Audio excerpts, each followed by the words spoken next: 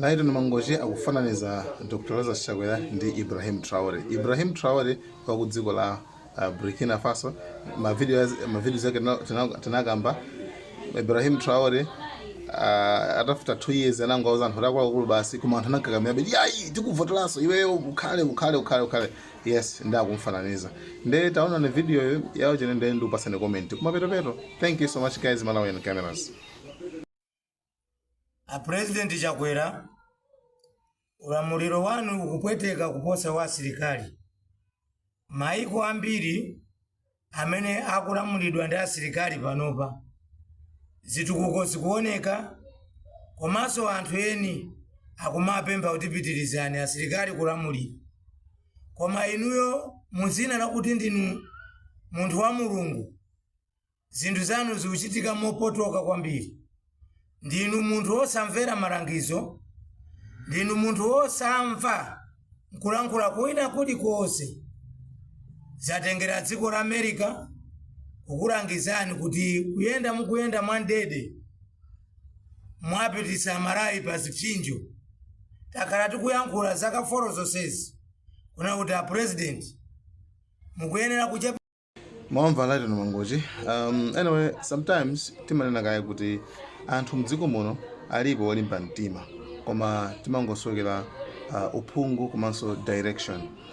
Kulimba mtima kwa anthu ambiri kumene kuli kumalawi kunoko, at least patakhala pa direction yolondola titha kupanga chisankho chabwino. Mutha mukumbukira pa interview yake Dennis Mahata. Mr. Dennis Mahata amayankhula kuona kuti guys, anthu kumalawi kuno anthu amangodziwa kuwukira basi mina chipani chiche sichikuyendesa bwino dziko ndamachiwukira koma sichipereka chani, sichipereka ma solutions. Nkhani ndi ma solutions. Anyway, Laito Mangoje akupereka akufananiza pakati pa Dr. Lazarus Chakwera ndi Ibrahim Traore. Anyway, zakutale napana kadziwa kuti zimene zikuchokera pati sanakawafananiza chifukwa Ibrahim Traore sakulamulidwa ndi wina aliyense. Ibrahim Traore akulamula iyeyo kutenga nzeru zake nkuyika system yake kuyika pamene mdziko mwathu muno tikuyendera system ya azungu ndi amene akuchita mupangaza kuti kungopanda kupanga zimene zozo ndizatomaona kuti pali mavuto. Anyway, ndikubentulirani pang'ono. Nthawi yake naika video yake president wa ku Guinea Bissau mkazi wake anayankhula kuona kuti azunguno ngati sitikumvera malamulo mmatipeza chifukwa chotidanisa ndi anthu athu. Kenako anthu aja ayambe kutida, anthu aja ayambe kuti nena amapangawo zoti iwe sungakwanisa anthu kulamulaso anthu aja. Ndikupasani example ina sopano imene yachitika kuno. USA kupereka 3 billion kuti mumange njanje. Amakamba zija kuti pakhale njanje electric, njanje train railway, njanje yotengera katundu wathu uja maminerals atimannaja. Then China yukapereka 19 US billion. 19 yeah, ndiye ikufunanso ibwere izipanga invest munomo business yake yomwe. Then ndipeza kuti USA chekubwera kuti China yotipitilira ndi nkuoza da Malawi kuti dziko la Malawi chonde sitikufuna ma investors awo koma sitikufuna okubwerekani ngongole awo ma Chinese aja amene asakhale mumene momwe.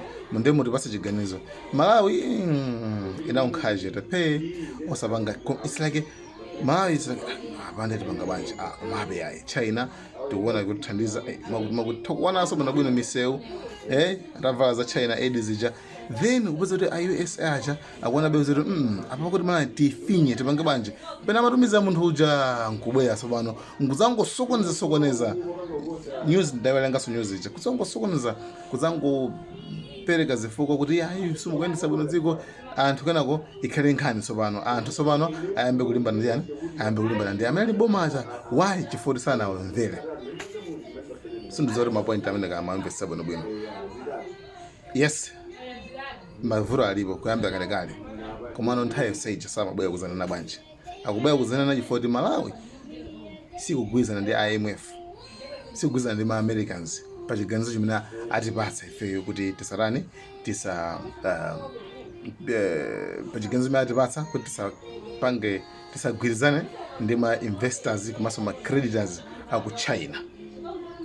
ma creditors ori pasangongole, ma investors ozopanga business munomo. Miyana itamani naija paja Dennis Mahara anayankhula maona kuti guys ndinkhani yokhuzana ndi cobalt komanso titanium. Yero guys ndi nkhani zake ndizituzo ndizimenezo. Thank you guys, timakuyirana kwambiri and kumabe bravo anthu alipo oyankhula komano at least bwanji kulimba tima kumene koko tinamalimba ndatsa munda. Imagine fa amene mukumpanga compare ndi uyoyo sakufanana kumene. Source of the problem kumene konkumaiti kwena kuthana nako kama ndimvesa bwinobwino ka guys. Thank you so much, timakuyirana kwambiri.